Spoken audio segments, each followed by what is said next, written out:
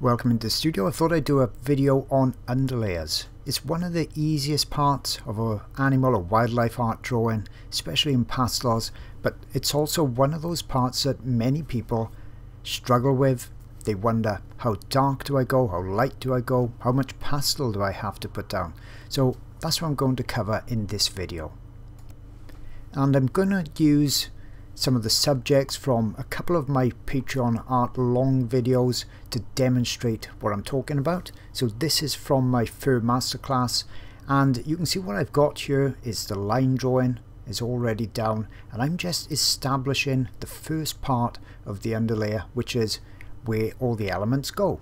Okay, so I love to keep my drawings for my own benefit in a very kind of easygoing but structured way in which I simplify everything.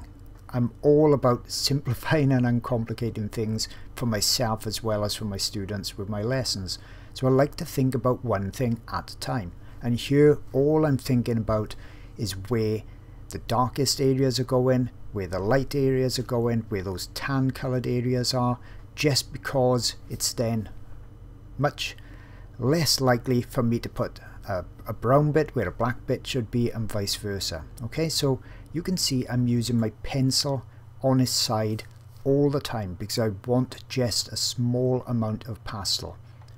The one thing, as forgiving as a medium as pastels is, you need to try to retain the tooth of the paper so we can get those fine lovely details on at the end. If we go pushing really hard with a pencil at the early stage, we'll no doubt eventually fill the tooth of the paper, and when it comes time to put the details on, we won't be able to do it. So I'm not trying to get everything as dark, that blacks as dark as they should be in the end. I'm not getting my highlights in at all at this stage. It's just about getting some pastel on the paper, knowing where all the elements are going to go, and not filling that tooth of the paper.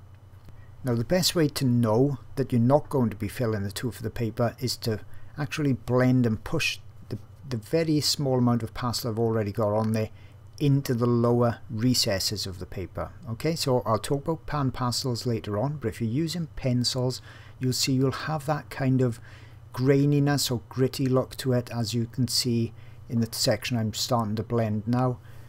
That's the pastel just sitting on the upper surface of the paper. So by using a paper stump like this, and usually circular type of strokes and gentle pressure, that gets rid of that graininess and gives us a smooth appearance. Now it's up to you whether you work the whole underlayer like this as I'm doing in this drawing because it's a small drawing, or perhaps if it's a large drawing or is your preference, you can work small areas doing the underlayer, then put in the detail on top. Okay, so there's no real hard and fast rules, you do what suits you. So after I've blended in, as you can see, I'm then left with kind of a fuzzy looking underlayer. That's exactly what I want. It's got all the information that I need. It's shown me where the browns and the darkest areas and the lights are going to be. Okay, so that's what I call my map, my underlayer. Then on top of that, I can start refining it. Okay, so I'd refine it then by making the areas that are dark go as dark as they are required to be, and I'd work with the darks and the mid-tones, and then eventually the highlights go on top. Now this time I'm not using a stump when I'm putting that second layer on, I'm using my finger if I need to blend and soften an area. If I go back in with the stump again, it starts to remove the pastel and I never get it as dark as I want. So you keep those stumps for the first area, you know, the first layer. The finger really doesn't remove much pastel at all, it more pushes it around, okay? And you don't need hard pressure. Again, just gentle pressure always with pastels, especially for the upper layers. But you can see now how much darker I can go with my pencils. And if I wanted to go even darker still, then I would use pastel sticks. Here you can see how I've got plenty of tooth of the paper left, and then I can put that detailing on top of it. So once again, I'd start with the detailing that's not the brightest, lightest part. Okay, so it'd be more subdued, and then I'd gradually go lighter and lighter with probably another 2 or 3 layers to bring the detailing and the refinement to the level I wanted. But this is also a good image because you can see the underlayer on the left, the blended in area towards the right, and then all that detailing around the eye. So let's recap on what I've just shown you. Okay, so image 1, I put the underlayer in. That was all quite light, but it showed me where the lights, the darks, the brown elements were going to be, and then I started to darken it, which you can see on the left hand side. Then I continued that darkening process. You can see around that left area around the eye, so it's much darker now. And then I put the detailing on top over those darks, and I just continued that process over the whole of the dog, gradually adding more detail and more refinement layer upon layer until it was finished. Okay, so what about when I'm using Panpastels? Well, it's a very similar process. In this Jaguar, I'm using black gouache paint for the spots underneath. I cover loads of that on my Patreon videos in depth, but this is just a brief one talking about underlayers. So what I'm doing is very similar, as I said, with the dog you've just seen. I like to simplify everything, and simplifying it by putting in where the highlights are going to be. So once again, I'm trying to make sure I've got the best chance of not making any critical mistakes further on in the drawing, and I'm using my pencil on the side again to make sure I don't put much pastel down.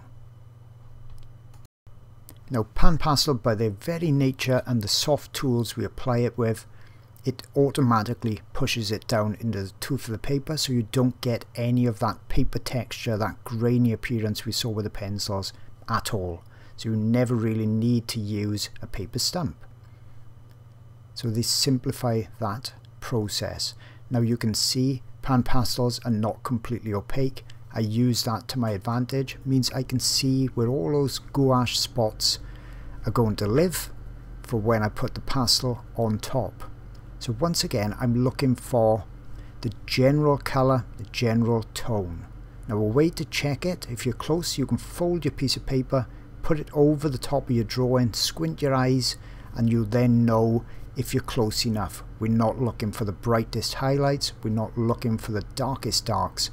We're just looking for a middle tone, the general colour, the general tone, tonal value being the lights and the darks.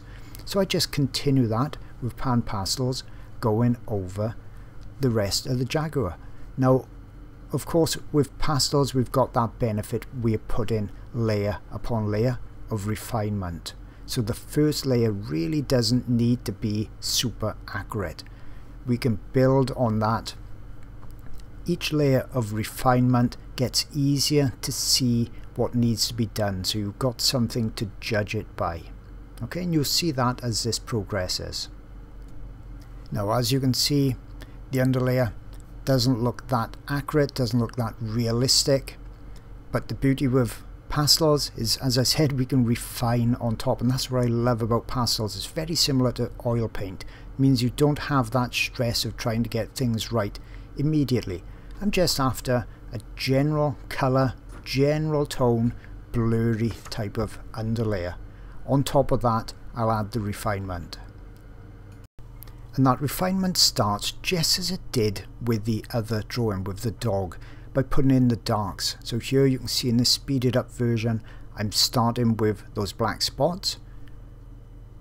The black gouache underneath has served its purpose and is indicating through the Panpastels where those spots live, so I can be nice and quick and still accurate putting those in. And then I start darkening the fur texture under there, putting in darker areas, and then building up the lights on top again, creating, as I said, that fur texture. So the process really is going from, you know, just a rough map of an underlayer, making sure that we don't have too much pastel down on there, and then starting to refine on top. and the strokes I'm using is generally going in the direction that I'm seeing the fur markings, the fur growth. Now that refinement continues layer upon layer until once again you've kind of snuck up on a very detailed, and in this case quite complicated drawing. This is one of my more advanced drawings, but what would seem unachievable really at the beginning, by taking in a process of layers, it does become achievable. So let's go over once again the layers I did, this time with Panpastels. Okay, so initially that basic Panpastel underlayer, basic midtones, not thinking about the detail, not thinking about the super highlights or the really dark darks, and then I started to darken up the areas with the spots and the darker fur texture first. Then I continued that process over the rest of the head, down onto the nose and the muzzle, and then the rest of the jaguar. So you see, that's how I process my layers. Hope you've enjoyed this video, and hopefully this has helped to give you some pointers and tips on layering. Lots more videos on my Patreon art channel. If you're struggling to draw animals or to improve your art, I can share with you the techniques I've learned over 25 years so you can avoid frustration and trial and error and start to enjoy drawing and creating straight away. Hi, my name is Jason Morgan. I'm a professional artist and I would love to be your guide on your unique art journey. I've fallen in love with pastels and I'm sure you will too. There's really no other medium that has the vibrancy and colour intensity and the ability to put light over dark. That's an absolute game changer for the animal artist. Now on my channel you get immediate access to hundreds of hours of lessons and demonstrations, and you go completely at your own pace. There is absolutely no rushing in my art channel and lessons. Think of it like a video library. You pick the video you like, something that really takes your fancy, and you take as long as you want to complete it. Or alternatively, you can watch my videos, learn the techniques and apply them to the subjects that really inspire you. And you also get new reference photos each month. They're copyright free. You can use them in your art, sell your art, no worries whatsoever. Many of my artists came to me with little to no art ability whatsoever, and they're truly amazed with what they're now creating. You could be doing that as well. Now don't think age is a problem. You're really never too old to start learning and enjoying art, and many of my students are 40, 50, 60, 70, even 80 years of age. Now my channel is about much more than lessons and techniques. You also get access to my secret private Facebook group, and that's full of members that's literally grown up with my channel.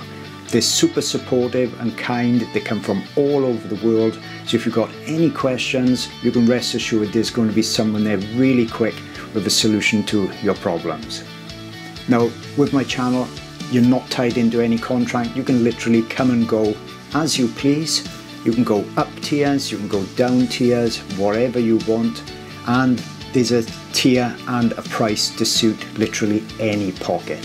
Now I've been doing art lessons for many years, and I really pride myself on trying to create the absolute best lessons and demonstrations I possibly can.